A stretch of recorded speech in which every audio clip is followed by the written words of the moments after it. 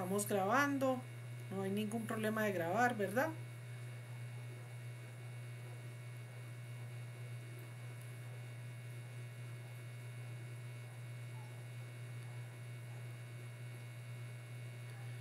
Bueno, apago la cámara para eh, mejor rendimiento del internet.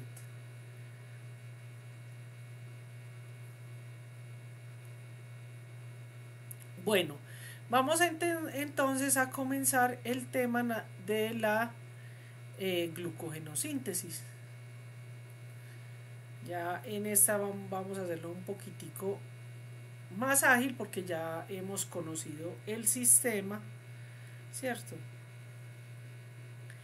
Entonces, la glucogenosíntesis es esa síntesis o formación del glucógeno. Entonces, para que se pueda dar permanentemente esa síntesis, ¿cierto? Tiene que existir ese primer. La idea es que el sistema siempre va a mantener una vez lo primogenio, la primera vez donde se expresa la glucogenina, se pegan las glucosas y a partir de eso se va a estar armando y desarmando, ¿cierto? Pero podríamos decir que lo primogenio, lo primero es esa formación de esa unión de glucosa a la glucogenina. Pero tenemos que pensar entonces de dónde proceden esas glucosas. Fíjense ustedes que tenemos aquí encendido esa glucosa 1-fosfato que puede venir de diferentes fuentes. Una de las fuentes es la glucosa 1-fosfato, sea porque entra directamente la glucosa cuando tenemos mucho combustible, ahí funciona la glucomutasa, ¿cierto? En dirección hacia formar la glucosa 1-fosfato, pero también puede venir, por ejemplo, de la vía de las pentosas, ¿cierto? O puede venir también de, como ya vimos, del metabolismo de la galactosa que forma galactosa 1-fosfato y esta se convierte en glucosa 1-fosfato.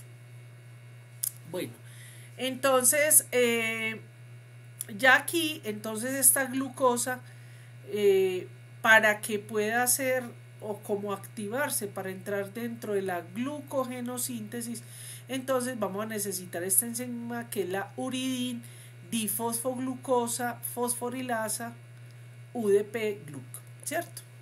Miremos acá, esto es muy importante, este dibujito viene de Boed porque es de alguna manera un poquito más gráfico y sencillo ver qué es lo que está pasando permanentemente. Lo que permanentemente tenemos es un armar y desarmar del glucógeno. Ya vimos cómo se desarma ese glucógeno, pero vemos que entre los metabolitos que son fundamentales, entonces está la glucosa 1P, 1-fosfato o la glucosa 6-fosfato. Como estamos entrando hacia iniciar los procesos de síntesis, es decir, de ahorrar, de guardar los excesos de glucosa que hay, entonces aquí viene muy importante, de manera importante, la acción de la UDP glucosa fosforilasa. Básicamente lo que va a hacer esa UDP es que va a entregar, ¿cierto? Por un UTP, ¿cierto? Va a quitarle a esa, le va a quitar un fosfato a ese nucleótido trifosfato de uracilo, le va a quitar un fosfato, ¿cierto? Le va a poner no un fosfato sino el nucleótido, pero quitándole un fosfato y esa glucosa 1-fosfato va a quedar convertida en glucosa UDP, es decir, glucosa uridin difosfoglucosa. En esta acción de la glucosa pirofosforilasa, ¿cierto? Entonces lo que se va a liberar es un pirofosfato, o sea, 2 fosfatos inorgánicos, ¿cierto? Y, bueno, y muy importante porque tenemos aquí una enzima, esto no tiene que ver con el glucógeno, pero pasa que es la acción de la pirofosfatasa inorgánica que va a convertir esos pirofosfatos inorgánicos en 2-fosfatos inorgánicos. Bueno, ya una vez la UDP entra, ya entonces esa sí va a entrar por la glucógeno-sintasa, como ya lo habíamos visto. ¿Qué nos va a hacer esa glucógeno-sintasa? Nos va a quitar el UDP y lo va a unir entonces hacia el glucógeno. Miremos esto acá. Entonces aquí vamos a tener básicamente, ya conocemos esto, los enlaces 1,4 que son de las cadenas principales y las ramificadas que están por los extremos 1,6. En los finales de cada uno de ellos están lo que se llaman los extremos no reductores, ¿cierto? Y los que van a estar unidos al extremo reductor. Vamos a empezar entonces viendo que esta es de Herrera, la glucosa 6-fosfato por la anclándolo, ¿no? A lo que habíamos visto ya. La glucosa 1,6-fosfato se convierte dependiente de iones de magnesio, pasa del carbono 6, lo va a pasar al carbono 1 y de esta manera queda como glucosa 1,6-fosfata. Recuerdan que les había dicho que tenía que haber una activación para que pueda entrar a formar el glucógeno. Aquí son simplemente isómeros de glucosa, pero para que pueda ser activada, entonces hay que pegarle el nucleótido. En este caso es un nucleótido de uracilo. ¿Por qué llama nucleótido? Porque tiene la base nitrogenada, la ribosa, ¿cierto? Y los 2 fosfatos, y además de eso tiene la glucosa, por ahí se llama UDP glucosa. Entonces, esa UDP glucosa, ¿cierto? Para que quede como UDP glucosa, a esta glucosa 1-fosfato, viene la glucosa 1-nucleotidil transferasa. ¿Qué es lo que está haciendo? Va a transferir el nucleótido.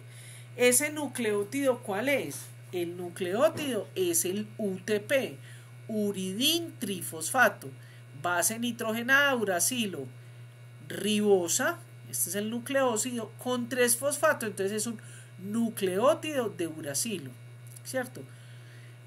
Uridín trifosfato. Y este nucleótido va a ser pegado a esta glucosa. Cuando le pega la glucosa, entonces va a liberar estos 2 fosfatos, que son estos fosfatos inorgánicos de acá, y entonces queda convertido en UDP glucosa, es decir, uridín difosfato glucosa. ¿Qué sucede con los pirofosfatos? Por una pirofosfatasa se convierten en 2 fosfatos inorgánicos, que son utilizados para muchas cosas.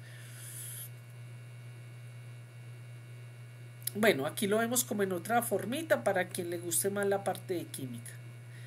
Vamos entonces, ya ahí queda como UDP glucosa. Vamos entonces a pegarlo al primer de glucógeno, o sea, la glucogenina. Y eso lo hace la glucógeno sintasa. Entonces, ese UDP, ¿cierto? Es decir, uridín difosfato glucosa se une a un extremo se une por una enzima que se llama la glucógeno sintasa. Pero esa glucógeno sintasa, ¿cierto?, es la que está haciendo que crezcan las cadenas, porque ya vimos anteriormente que lo primero que se hace es que se pega ese glucógeno a la glucogenina. Eso ya lo habíamos visto arriba, ¿cierto?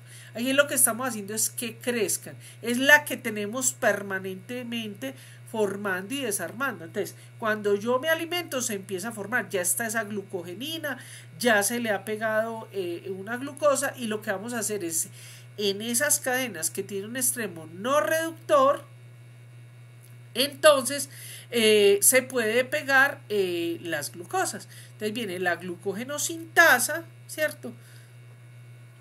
y lo que hace es que le pega a esto. Fíjense que ya aquí hay 2, entonces ya aquí hay 3, ¿cierto? Cuando sucede esta reacción, se va a liberar el UDP, es decir, el uridín difosfato. Ese uridín difosfato entonces va a poder ser utilizado para, para otras glucosas. ¿Qué es lo que está entonces haciendo la glucógeno oxidasa, cierto? Esto es pues un detalle químico, pero es para los que le interesen, no se los voy a preguntar, ¿cierto? Es lo que se llama un ion o oxonión intermediario, ¿cierto? Mire qué tan bonito eso, ¿cierto? Tenemos el UDP glucosa, la glucosa está pegada aquí, mire que hay un cambio conformacional aquí, por eso se llama extremo no reductor, ¿cierto? ¿Qué vamos a hacer? Esta glucosa se va a pegar aquí, por eso se llama no reductor, tiene esta configuración aquí y puede recibir la glucosa. La recibe, mire cómo cambia conformacionalmente en un plano y ya entonces queda como glucógeno. Ahora, lo que se libera aquí es el UDP. Una vez ya está pegada por esa glucógeno sintasa, se van a empezar a ramificar. Entonces, ¿cómo se va a ramificar? La glucógeno sintasa, vimos entonces que ya vimos que hay unos extremos que son no reductores y vimos cómo se pegan, y hay unos extremos reductores. Entonces, esos extremos reductores son los que le están mostrando o indicando químicamente a las glucosa y a las enzimas dónde es que se tienen que pegar. Es decir, no se pueden pegar por lado y lado, ¿cierto? Sino que él reconoce los extremos no reductores y entonces de esa manera esa glucógeno sintasa va formando cadenas largas, pero entonces, ¿qué sucede? Necesitamos que, es decir, no pueden ser largas porque eso ocuparía mucho espacio. Entonces, por eso se hace la ramificación. Cuando se empiezan a crecer, como vemos aquí, ¿cierto? Como vemos acá, que son largos residuos, aquí dice 11 a 12 residuos de glucosa, se van cogiendo fragmentos, por ejemplo, este fragmento de 3, ¿cierto? Se corta este fragmento, ¿cierto? Y se pasa a otro lado donde se va polimerizando la cadena. Entonces se pasa y aquí hay que hacer primero un corte, ¿cierto? Que es de ese 1414, que ya vimos quién lo hace, la de ramificante, ya lo habíamos dicho. Y ese extremo ramificante entonces pega acá y lo hace con una enzima que se llama la enzima ramificante, que es diferente de la desramificante. Esa desramificante entonces le coloca, muy importante esto que dice aquí tiene que haber como mínimo 4 residuos para que pueda pegarle, y entonces la enzima ramificante tiene la capacidad de hacer esos enlaces 1,6. Entonces, ¿qué se va a hacer? Otra ramificación, otro nuevo crecimiento. ¿Esto quién lo hizo? La ramificante, ¿cierto? Cogió un trozo de 7 o empezó a polimerizar acá, como lo vimos que lo hacía la de ramificante, que lo iba pasando, y entonces se van armando las ramificaciones. De esta manera, miremoslo aquí, qué tan bonito, coge este oligo de 7 glucosas, lo corta, ¿cierto? Ese enlace 1,4 y lo va a pegar aquí por la enzima ramificante, hace un enlace 1,6, como lo vemos acá, y así se van armando las ramificaciones. Vieron que es muy sencillo, muy bonito. Entonces, ¿cómo se hace el control del glucógeno? Ese control del glucógeno casi que no tendríamos que hablar porque ya sabemos que va a estar dependiendo de la cantidad de glucosa, de la cantidad de insulina, de la cantidad de metabolitos intermediarios, pero vamos a mirar eso. Eso es como la manera sencilla, pero realmente hay todo un control muy sofisticado para ese glucógeno, ¿cierto? Y básicamente lo podemos agrupar en dos grandes, pues hay muchas cosas como vamos a ver, pero hay dos cosas fundamentales que es las que constantemente están sucediendo, sobre todo para mantener esa homeostasis calórica representada en glucosa, es decir, para mantener energía, y es el control alostérico y el control hormonal. Y podríamos decir que el control alostérico y hormonal están muy de la mano, ¿cierto? Entonces, ese control cuando decimos alostérico, es tanto sobre las enzimas que sintetizan como degradan, porque no puede ocurrir al mismo tiempo, ¿cierto? Sino que debe haber un equilibrio de eso. Entonces, cuando tenemos ese control alostérico, que básicamente va a regular la glucógeno ya usted lo van a ubicar en la mente, la fosforilasa y la glucógeno sintasa. Entonces, ese control alostérico va a estar modulado por el ATP, por la glucosa 6-fosfato, y ellos, es decir, ellos son sensibles a las concentraciones del adenosin trifosfato, de la glucosa 6-fosfato y del adenosin monofosfato, ¿cierto? Oye, que muy interesante, porque si se reconoce que hay bajito AMP, ¿cierto? ¿Qué quiere decir? Que necesitamos glucosa, necesitamos energía y hay que mantenerla. De esta manera, el control alostérico básicamente se da así, ¿cierto? Fíjese que la glucógeno fosforilasa va a ser impulsada, es decir, activadora de la glucógeno fosforilasa va a ser el adenosin monofosfato, porque a partir de glucógeno, ¿cierto? Entonces, a partir de ese glucógeno se va a poder mantener esa homeostasis. En cambio, el ATP y la glucosa 6-fosfato lo que van a hacer es que van a parar. Es decir, cuando tenemos ATP, energía, glucosa 6-fosfato, lo que hace es que inhiben la glucógeno fosforilasa, pero activan la glucógeno sintasa. Y si tenemos, acuérdense que la glucógeno sintasa está en la producción, en la síntesis de glucógeno. Vea qué tan bonito. Bien. Esas enzimas entonces que van a regular, que lógicamente también van a ser sensibles a las hormonas, es decir, para la fosforilación y desfosforilación que ya habíamos dicho, está basada pues básicamente como sobre todo en la insulina y el glucagón. Pero también tenemos otras enzimas, como lo habíamos visto en la glucólisis, que de alguna manera inciden indirectamente, como es el cortisol, como es la adrenalina, la noradrenalina, etc. Incluso la TSH,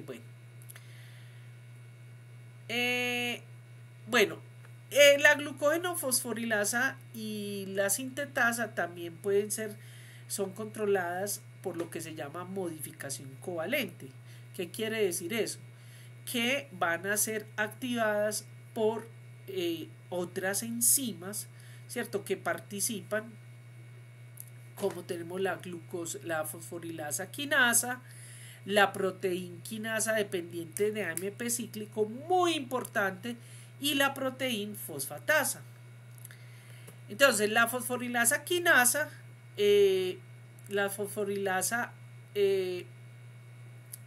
lo que va a hacer es que fosforila y activa esas fosforilasas. Ya vimos en qué parte está ubicada esa fosforilasa. Entonces, esa fosforilasa quinasa va a estar implicada en esa degradación, o sea, en la glucogenosíntesis. Ahora, la glucogenoquinasa va a ser estimulada también por hormonas y por neurotransmisores, ¿cierto? Por ejemplo, la dopamina. Cuando tenemos, por ejemplo, un evento de sobrevivencia, ¿cierto? O muerte o sobrevivencia. Entonces, básicamente, se va a incrementar esa glucogenosíntesis.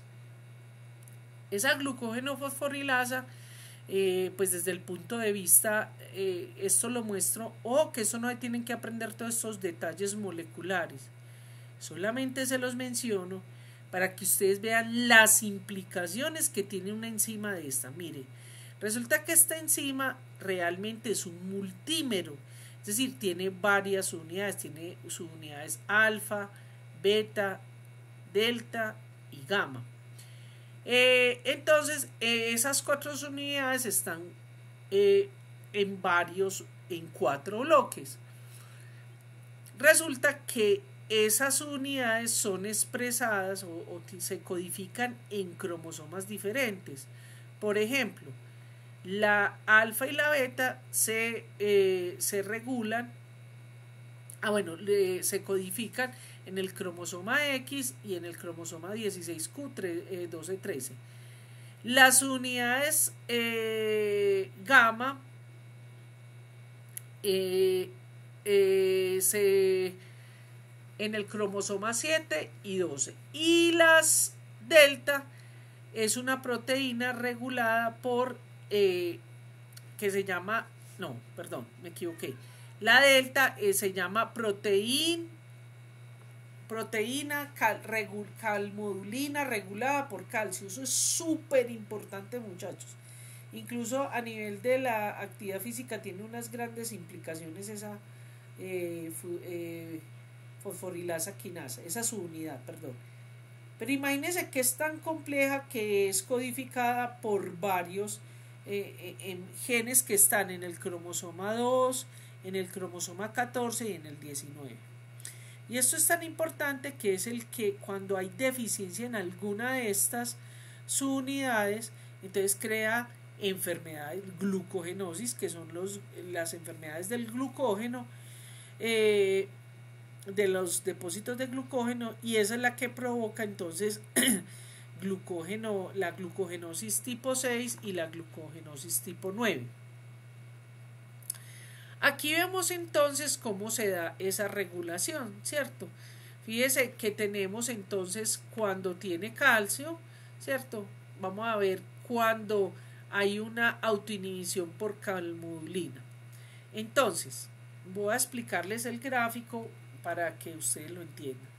Tenemos una forma inactiva y cómo se va a convertir en esa forma inactiva, que es la forma T o tensa, ¿cierto? Y vamos a mirar cómo tanto la forma tensa como la forma relajada, ¿cierto? Pueden llevar a que haya mayor o menor actividad. Entonces, aquí tenemos la forma inactiva, ¿cierto? ¿Y qué sucede?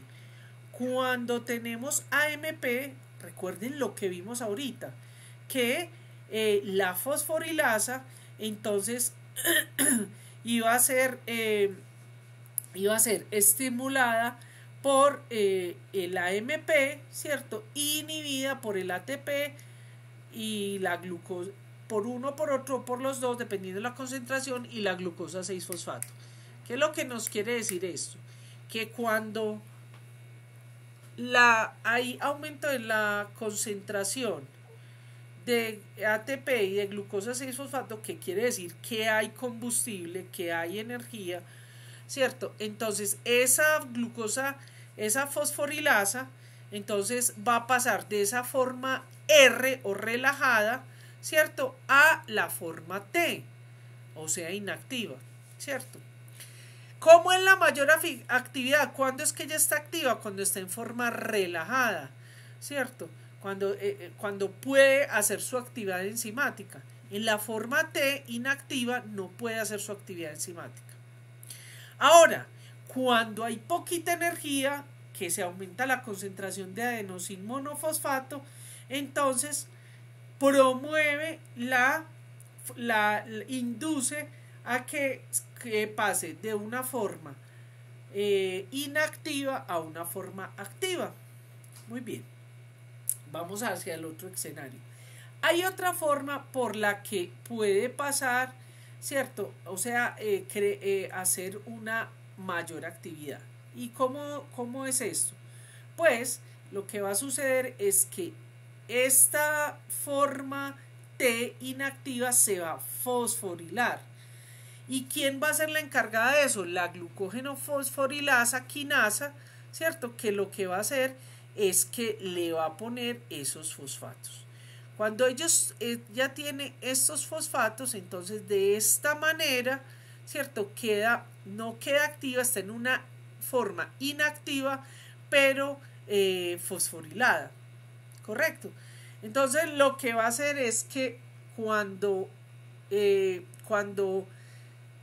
hay baja concentración, se aumenta la concentración de AMP, por ejemplo en el músculo, esa fosforilada que va a ser reconocida en el músculo, entonces se va a convertir en una glucógeno fosforilasa en forma relajada, ¿cierto? Pero está activa, ¿cierto? Y es una glucógeno fosforilasa fosforilada, ¿cierto? ¿Se acuerda que lo acabamos de ver? Ahora, si la glucosa, es decir, cuando llega glucosa al hígado, que fue por ejemplo porque tuvimos una ingesta, entonces inmediatamente queda esas que están activas, fosforiladas, van a pasar a esa forma inactiva fosforilada. Ahora, la forma inactiva que fosforilada puede pasar a esa forma que no es fosforilada. Entonces, ¿quién hace eso? La proteína fosfatasa 1. Miremos aquí tan interesante, y esto es muy importante a nivel muscular, ¿cierto? Que es la calmodulina. ¿Qué es lo que está haciendo la calmodulina? Recuerden que hablamos de una autoinhibición a partir de calmodulina, y también va a estar implicado el calcio. ¿Cómo es eso? Pues que cuando tenemos la glucógeno fosforilasa quinasa, ¿cierto? Se le va a pegar ese calcio, y recordemos que al pegarle el calcio, esa glucógeno fosforilasa va a quedar activa. Ahí es cuando tenemos, ¿cierto? La glucógeno fosforilasa quinasa calcio, ¿cierto? ¿Qué sucede? Que cuando se libera el calcio, mire qué tan interesante, cuando se baja el calcio, pero cuando se libera el calcio, inmediatamente hace que la glucógeno fosforilasa quede inactiva, ¿cierto? Y queda en esa forma, aquí está en forma relajada y aquí va a estar en forma tensa. Ahora, tenemos una forma de activar la glucógeno fosforilasa, es decir, a través de la proteinquinasa A. Es decir, que la proteinquinasa A lo que le va a poner es un fosfato a la glucógeno fosforilasa.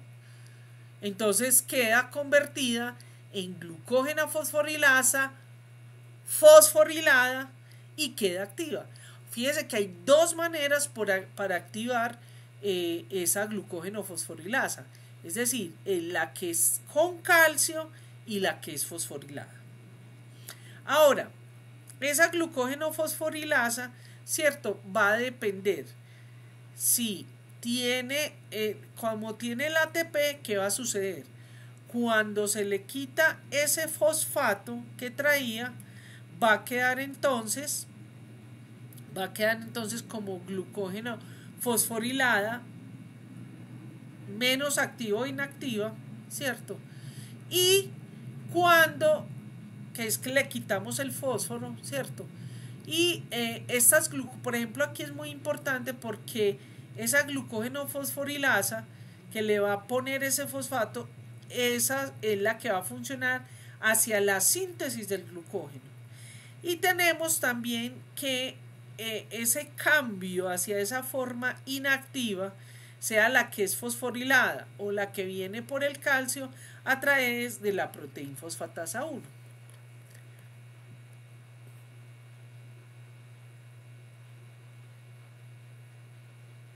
Bueno, esto ya lo vimos acá. Tenemos también entonces lo que se llama la proteínquinasa dependiente de AMP cíclico. Entonces igualmente va a fosforilar fosforila y activa la fosforilasa quinasa, que es lo que acabamos de ver en los dibujos. Igualmente va a tener 2 unidades reguladoras y 2 unidades catalíticas.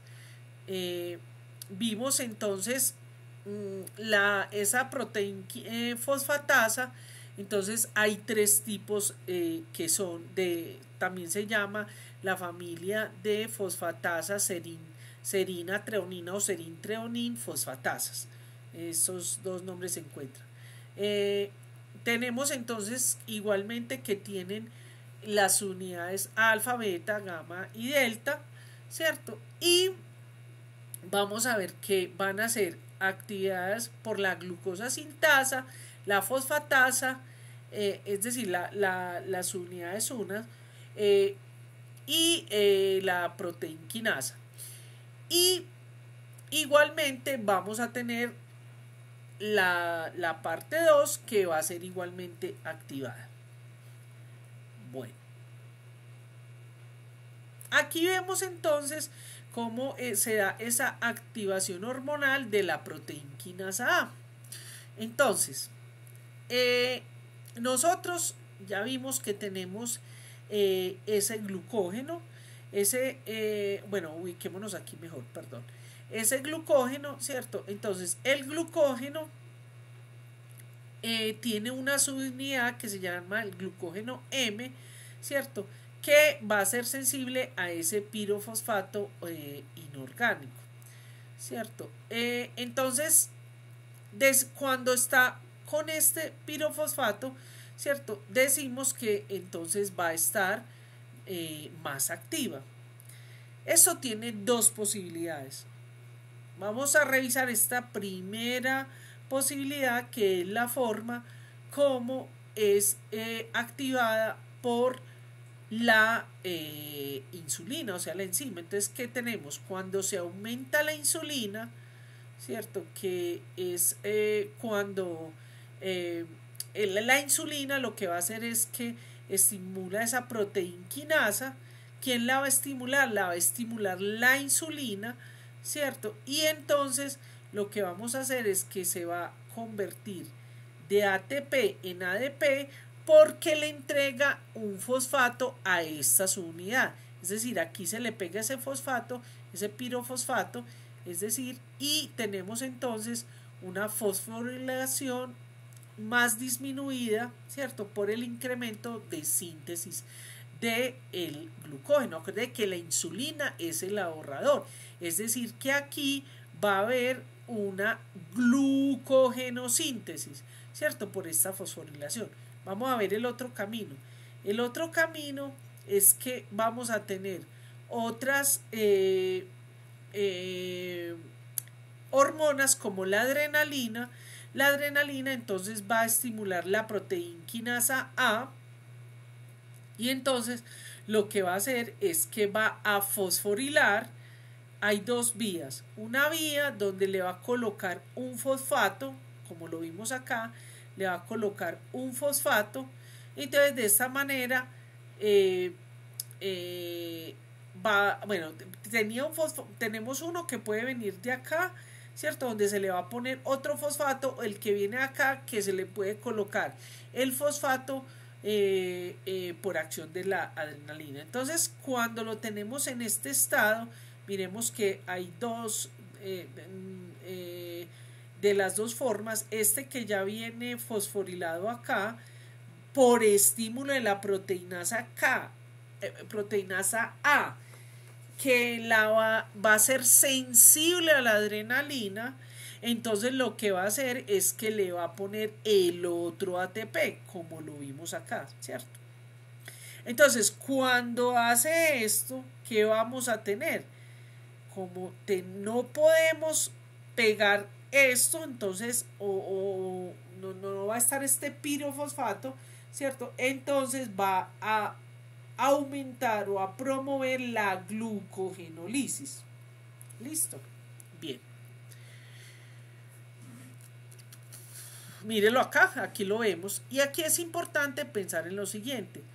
La glucosa, entonces, en el hígado, el que va a fomentar va a ser el glucagón y en el músculo va a ser la adrenalina. Aquí vemos la adenilato ciclasa, que simplemente tenemos el receptor de glucagón o el receptor de adrenalina, hace un cambio conformacional que activa la adenilato ciclasa, cambia de conformación y así se puede entonces activar, y por acción del AMP cíclico esta proteína quinasa A que estaba inactiva, ¿cierto?, se convierte en una proteína quinasa activa.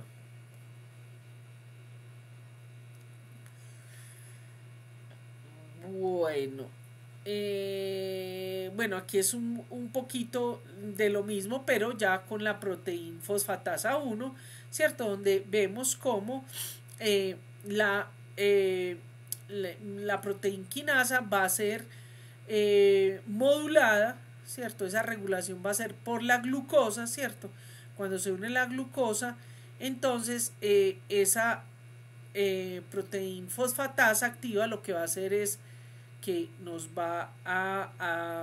vamos a quitar de aquí un fosfato, lo ponemos y queda como glucosa fosfato, ¿cierto? Bueno, lógicamente necesitamos el ATP y queda entonces en una forma inactiva porque ya no tiene la glucosa. Listo. Igualmente lo de la proteinasa A, ¿cierto?, que va a depender de si tenemos la hormona, ¿cierto?, la insulina, en este caso, ¿cierto?, que va a estar fosforilada. Y al fosforilarse se puede pegar a la proteína fosfatasa 1 inactiva. Entonces, como ustedes verán, igualmente va a suceder ese cambio alostérico, donde lo vamos a tener o de la forma relajada, ¿cierto? En esa forma relajada de la glucógeno sintasa 1 que va a estar activa, sí vamos a tener diferentes moduladores como la proteína quinasa A, otras quinasas, la glucofructoquinasa, ¿cierto? En presencia del ATP va a llevar a que esta, que es insensible al control alostérico porque está en forma relajada, ¿cierto?, lo va a llevar a que tenga una forma inactiva, fosforilada, ¿cierto? La glucosa 6-fosfato va a promover esta forma tensa, inactiva, ¿cierto? Y esta sí va a ser sensible al control alostérico. Ya aquí entonces viene la proteína quinasa, la proteína fosfatasa 1, que es la que la va a volver a activar. Aquí vemos en este dibujito muy bonito todo esto que les acabo de decir, y me encanta porque nos muestra cómo tenemos el músculo y tenemos el hepatocito, ¿cierto? Como por ejemplo el páncreas va a producir ese glucagón, tenemos los receptores de glucagón entonces van a hacer que se haga el AMP cíclico, y eso nos va a llevar hacia una degradación de glucógeno, o sea, una glucogenólisis, y por lo tanto tenemos glucosa y podemos liberar el glucosa. Tenemos también la producción de adrenalina. Esa adrenalina es a nivel de, acuérdense que el glucagón está muy implicado, esa adrenalina en las glándulas suprarrenales que están arribita de los riñones, y estas van a liberar adrenalina, que tenemos receptores tanto en el músculo como en el hepatocito. Estos son receptores adrenérgicos, ¿cierto? Entonces detectan la adrenalina y van a formar entonces el AMP cíclico. Ese AMP cíclico ya vimos entonces que está implicado en la degradación del glucógeno, tanto a nivel hepático como a nivel muscular. Y eso va a llevar a que se produzca glucosa. esa glucosa en el hígado sale al torrente sanguíneo para tener la homeostasis y llevarlo al cerebro, etcétera. Y aquí en el músculo, pues por la actividad y la función del músculo, entonces lo que va a hacer es que va a poderse producir glucosa que entra por glucosis para el mantenimiento. Si vamos a pasar hacia la insulina, que es el ahorrador, que también que se produce en las células beta, estas las alfa y estas las betas, las células betas del páncreas. Entonces, esa insulina va a tener receptores a nivel del eritrocito y a nivel del músculo. Entonces, cuando entra, ¿cierto?, ese receptor de insulina, ¿cierto?, lo que va a hacer es que va a promover la captación de glucosa, ¿cierto? A nivel de la insulina, fíjese que por un lado va a llenar los depósitos de glucosa, de glucógeno, perdón, y o sea va a hacer una glucogenosíntesis, ¿sí? Y en el músculo también, no solamente el que va a ser captado a través de los GLUT4 que hay, ¿cierto?, sino de la insulina que le está indicando que los receptores de glucosa puedan tomar el glucógeno y hacer los depósitos, o sea, la glucogenosíntesis. Así después, de esta manera, ojo, muy importante, esto lo pongo en el examen, ¿cierto? La regulación de los depósitos de glucosa y del hígado, entonces, pues van a depender mucho del estado en el que esté el individuo. Es decir, cuando está comiendo, pues cuando está en ayuno, cuando ha comido, por ejemplo, carbohidratos, cuando está haciendo ejercicio, bueno, etcétera. Vamos a mirar, por ejemplo. Entonces, ¿qué pasa? ¿Qué sucede? Cuando la persona, dependiendo, va a hacer la modulación del glucagón, de la insulina. ¿Qué sucede cuando estamos en un ayuno? En el ayuno, entonces se va a disminuir, porque acuérdense que la insulina es el que va a meter para guardar y producir, y el glucagón es el que va a sacar. Entonces se disminuye el glucagón y aumenta la glucosa. ¿Qué vamos a tener con eso? Pues que hay glucogenolisis, se aumenta la glucogenolisis y se disminuye la glucogenosíntesis. Miremos cuando nos pegamos una comidita de una chocolatina bien deliciosa, un desayuno bien trancado, un almuercito. Entonces disminuye el glucagón, ¿cierto? Y la insulina aumenta, lo que va a hacer que se disminuya la glucogenolisis y se aumente la glucogenosíntesis. También ya vimos cómo se van a hacer los cambios, es decir, cuando se disminuye el AMP cíclico y se aumenta la glucosa. En el ejercicio, por la actividad vigorosa del ejercicio del músculo, entonces vamos a tener epinefrina, se aumenta la epinefrina, vamos a tener aumento de AMP cíclico, vamos a tener aumento de calcio calmodulina, y entonces por lo tanto vamos a tener que necesitamos mucha energía, entonces vamos a utilizar los depósitos que hay de glucosa a través del glucógeno, entonces se disminuye la glucogenolisis y se aumenta la glucogenosíntesis. Esto es lo que sucede a nivel del hígado, ¿cierto? Sí, del hígado. Pero igualmente está pasando en el músculo, miremoslo acá, ¿cierto? En el músculo, fíjese que es exactamente igual, porque lo que les acaba de decir, aquí estamos hablando del hígado, pero ¿qué está sucediendo? Por la actividad del músculo, entonces se aumenta la epinefrina, se aumenta el AMP, porque lógicamente hay gasto de energía, se aumenta el calcio calmodulina, se aumenta el AMPC, y entonces como ahí lo que vamos a tener entonces es que se disminuye la producción de glucógeno, o sea, la glucogenosíntesis, se aumenta la se disminuye, perdón, se aumenta la glucogenólisis y se aumenta la glucólisis. Ya vimos el grafiquito por qué. Bien. Aquí vemos más o menos qué es lo que sucede cuando comemos, ¿cierto? Es decir, cuando acabamos de comer, ¿cierto? Entonces vamos a tener los depósitos de glucosa en el hígado full llenos. Y entonces, a medida que van pasando, vamos gastando. Fíjese que más o menos a las 4 horas, ¿cierto? Que más o menos a las 2 horas y media, tenemos un ayuno temprano, a las 4 horas ya hay un ayuno importante, ¿cierto? Y aquí vemos entonces como en 24 horas, por eso uno se puede morir fácilmente, y a las 64 horas, pues dependiendo de las otras, aquí no podemos solo pensar en el metabolismo de carbohidratos. Esto es con respecto al glucógeno.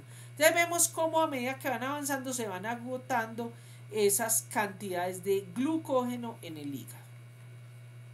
Esta me fascina, esta gráfica, porque aquí nos muestra qué sucede.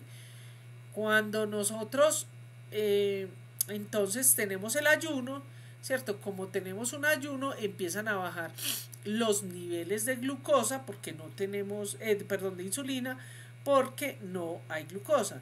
Muy importante también esta gráfica para la parte de las personas que se inyectan, por eso hablamos aquí de la exógena. Este es el tiempo de ayuno. Entonces, a medida que se va aumentando el ayuno, ¿cierto? ¿Qué vamos viendo? Que el glucógeno, aquí es el consumo de glucosa, a partir de glucógeno se aumenta, ¿cierto? Fíjense que aquí se aumentan entonces el glucógeno, las catecolaminas, cortisol, ¿cierto? Entonces, ¿qué va a pasar con ese glucógeno? Esa glucosa empieza a ser glucosa, se aumenta, pero ¿qué pasa? A medida que va pasando el tiempo se va gastando esa glucosa, entonces disminuye el glucógeno, pues hasta que casi que se acaba, ¿cierto?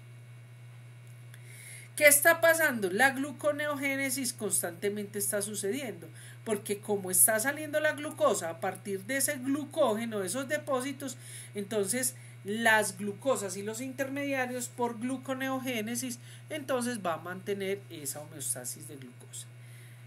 En cuanto a los errores innatos del metabolismo del glucógeno, entonces se llama las glucogenosis. Lo más clásico es entonces lo que se llama, ya vamos a acabar chicos, es lo que se llama la clasificación de las glucogenosis, que es la de Cori, ¿cierto? Donde estaban estas, ya sabemos que hay 15 glucogenosis. Entonces aquí vemos cómo en su gran mayoría son defectos enzimáticos. Unas van a afectar el hígado, otras el riñón, otras el hígado y el músculo. O sea, tenemos glucogenosis hepáticas y musculares. Tenemos esta clasificación que incluye ya más, y aquí quiero mostrar que tenemos que casi todas, entonces ellas van a estar relacionadas con un cambio genético que va a afectar una enzima, ¿cierto? Entonces está la glucogenosinasa, ¿cierto? La enzima de ramificante, la enfermedad de Pompe, la alfa-glucosidasa, bueno, etc.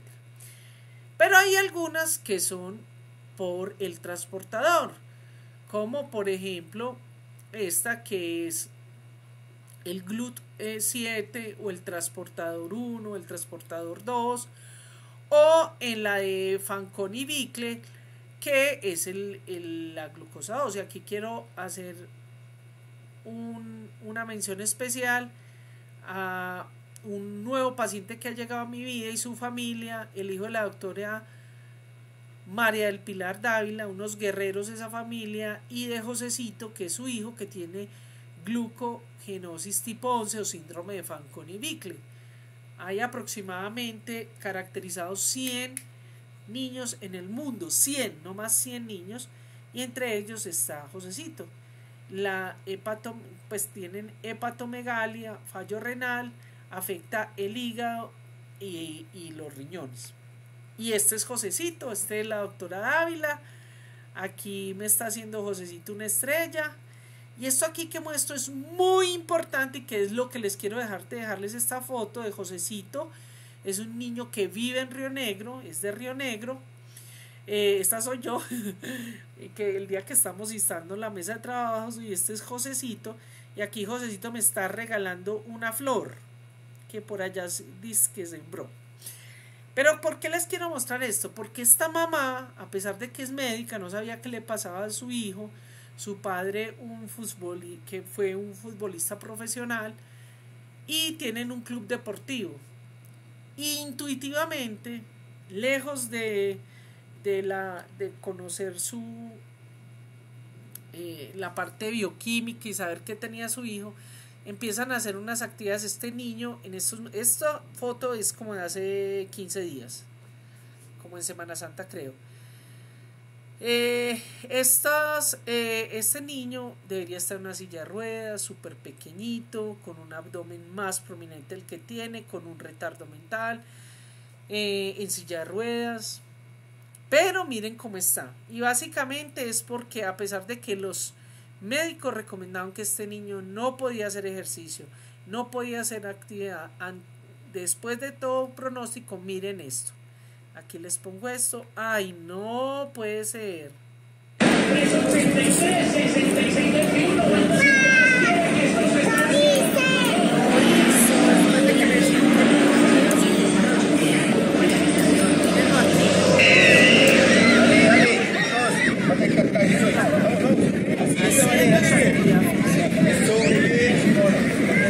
En la línea, no nos salimos de la línea, todos en la línea, todos usando la línea, eso es, muy bien. Eso, gracias.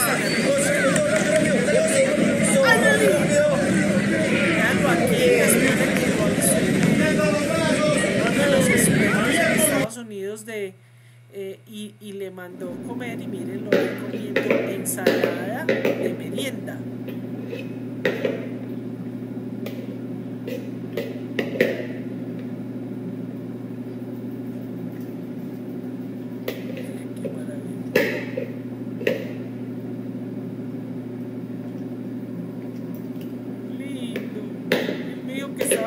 Tomándose todo. Aquí lo vemos. Y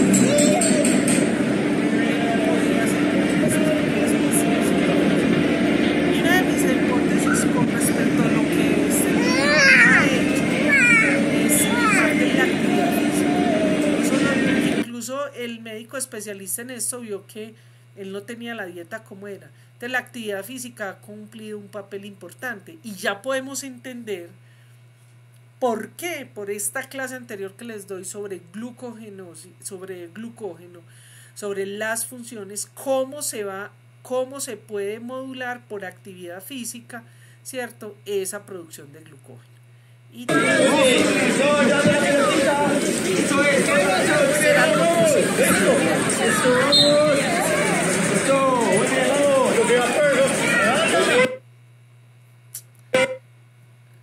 bueno, chicos, hemos terminado la clase.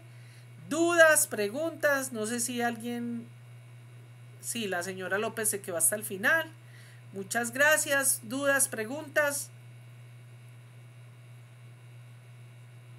No, profe, muchas gracias a usted por compartirnos ese caso. Estuvo muy lindo. Hermoso, Josecito me mantiene enamorada.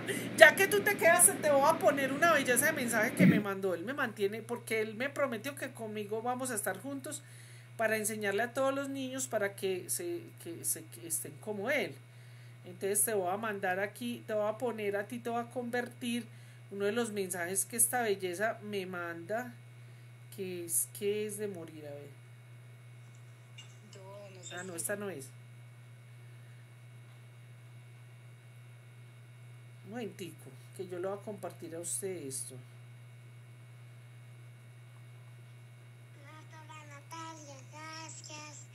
Entrené. Sé que la amo mucho. Le mando caritas felices. La Chao. ¿Cómo le parece a usted esa belleza, doctora López? No, profe, sinceramente, qué amor. Menos mal, está consciente, muy bien. Sí, eso es. Y yo pues quiero con la mamá, ella pues muy linda se está comprometiendo con otros niños y otras enfermedades porque me van a cumplir un sueño que he tenido y es actividad física para pacientes con enfermedades huérfanas. Entonces ya en el club deportivo entraron niños con ornitin transcarbamilasa, con enfermedad de Ehlers-Danlos, con enfermedad de el síndrome de Kleefstra. Entonces, no, eso me tiene muy feliz. Y más feliz me voy a poner de que los que hagan este curso se animen, ojalá que hagan el de errores innatos del metabolismo. Porque ustedes son los que van a salvar todos estos niños y toda esta gente. Sí, profe, yo he estado viendo sus otros documentales y sí se nota la pasión que usted tiene por ese tipo de enfermedades raras. ¿Sí viste la del sábado? La de... Ana María, no, este sábado. No, fue la de antes de Semana Santa. Bueno, fíjese porque... voy a seguir unas de legislación que les importa mucho a ustedes. Pero mírate la de Ana María, porque ya estoy haciendo como en Netflix, episodio 1, 2, 3. En Ana María llevamos en el episodio 3. Y fue como en la parte de los hallazgos clínicos, a pesar de que le niegan su porfiria. Entonces eso está ahí en mi página web, que es www.biogenweb.com. Ahí están, se suben todos esos videos, o en las redes sociales mías de Biogenweb o en las mías. Ahí están todos esos videos. Listo. Listo, profe, muchísimas gracias. Bueno, chao. Que estés muy bien. Muchas gracias. Chao.